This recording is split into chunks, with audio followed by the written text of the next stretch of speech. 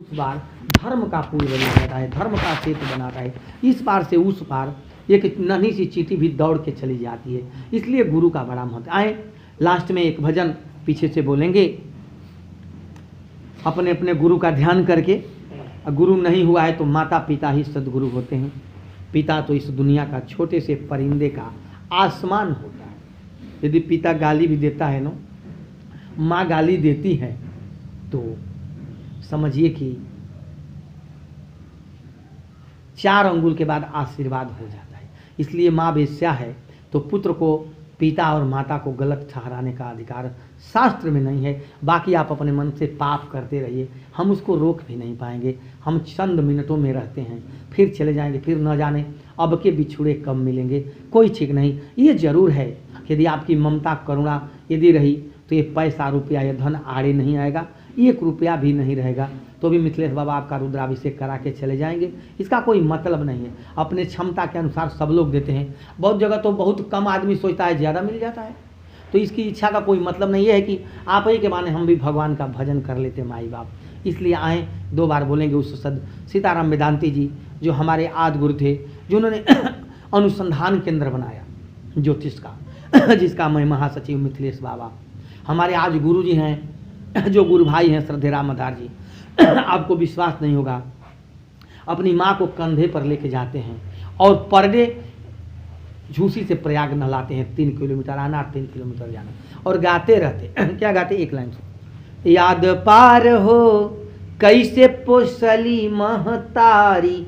कन्हैया पर ले रही हूँ, कन्हैया लेके जाना आगावत जाइ।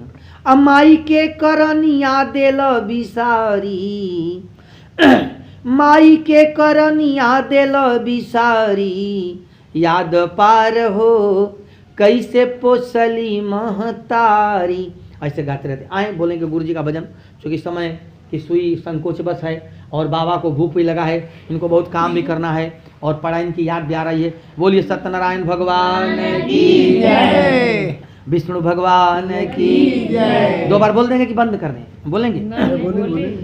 जन्म राम देल जिंदगी बनावेलन गुरु, जन्म राम देल जिंदगी बनावेलन गुरु। एक कदम और अइला भात के ने, जन्म राम देल। अरे भैया तनी करेजा से बोला, जन्म राम देल जिंदगी बनावेलन गुरु, जन्म राम देल जिंदगी बनावेलन गुरु, जन्म राम देल जिंदगी बनावेलन गुरु, जन्म राम देल जिंदगी बनावेलन गुरु।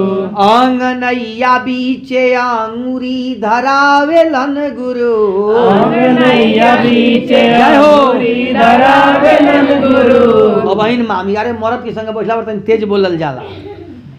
अंगनैया बीचे अंगुरी धरावेलन गुरु, अंगनैया बीचे अंगुरी धरावेलन गुरु, जन्म राम देल जिंदगी बनावेलन गुरु, जन्म राम देल जिंदगी बनावेलन गुरु। हे विजय बाबा के अगर जो एगो घर में बंद कर दे जब कोठारी में अन्हारा, आ हम भकुआ पूछल जे विजयया तनी ओने से एगो देबे तनी रसगुल्ला, कहे कि भाई मतलब लौकत नहीं खे मा अन्हार न बा।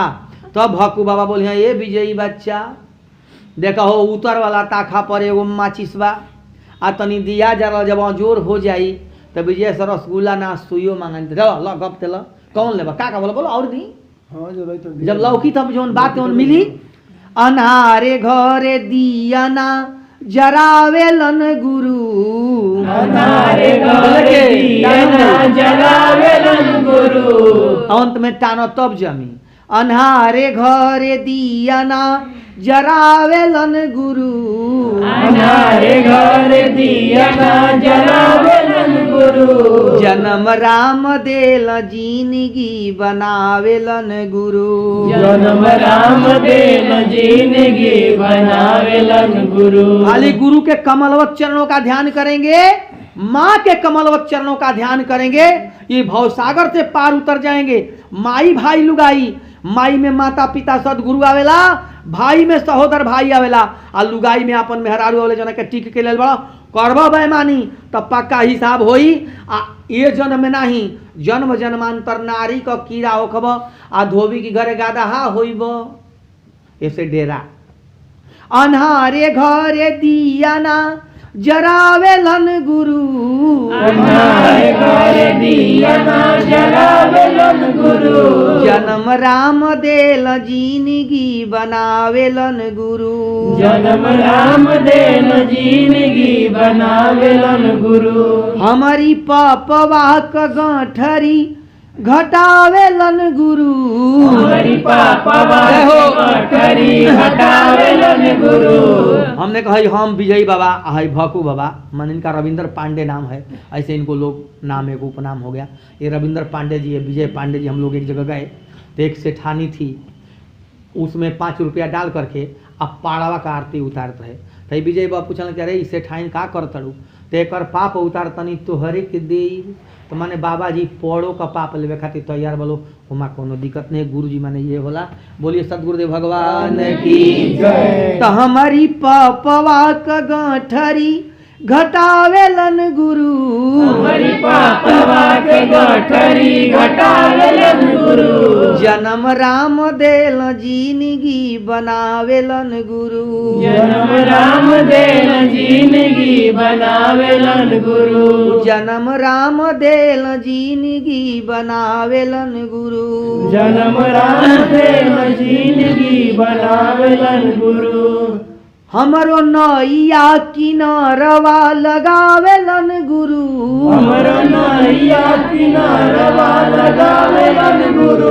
कबो कबो बुझाला न कि केहू बा ना अपन हो, कबो कबो दुनिया अनार हो जाए, कभी कभी समझ में नहीं आता है ना कि कहाँ भगवान है और किस लिए इस दुनिया में भेजा है।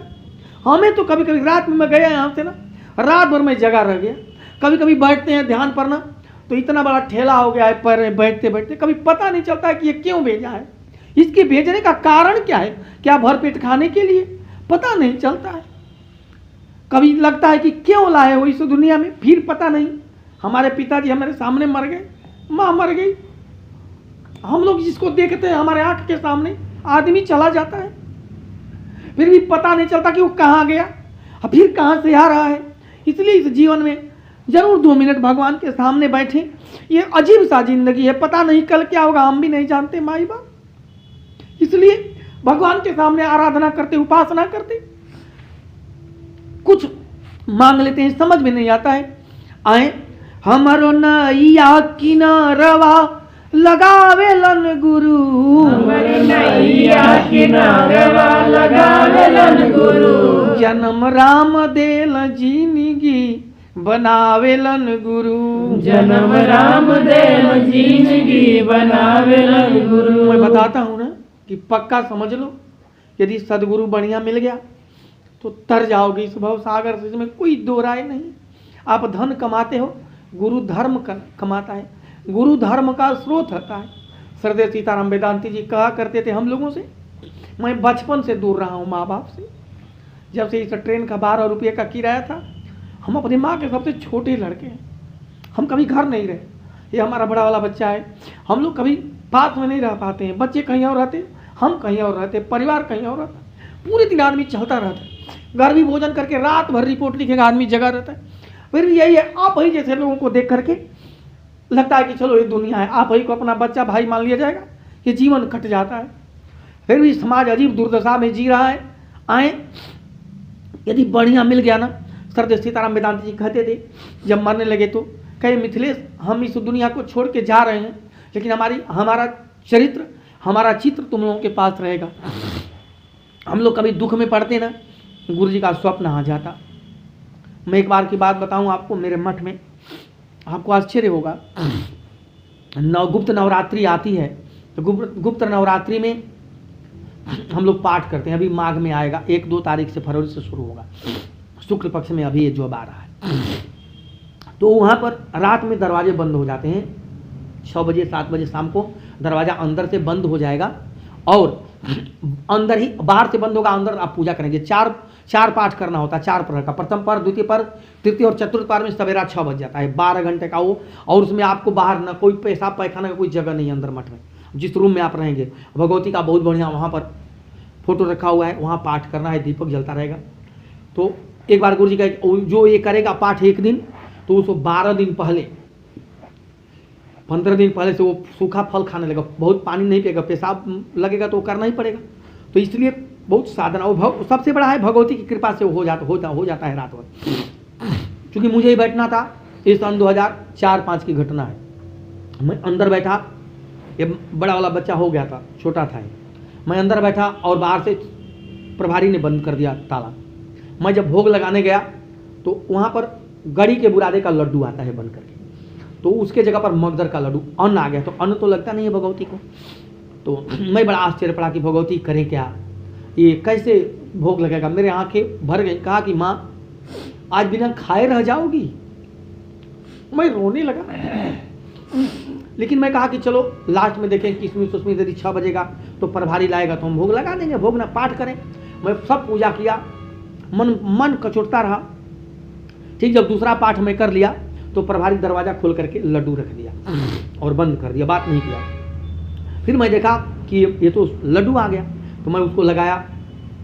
5-5 किलो, 6-6 किलो, 11-11 किलो एक मीटिंग का भोग लगता है। तो लड्डू का भोग लगाया बुरादा का, और लड्डू तो उसी तरह पड़ा था। सुबह में पूजा वजा करके मैं बाहर निकला तो प्रभारी से मैंने पूछा कि ये बताओ ये लड्डू क्यों मगदर रख दिए? तो कहा नहीं बाबा, वो तो 11 बजे एक महिला आई और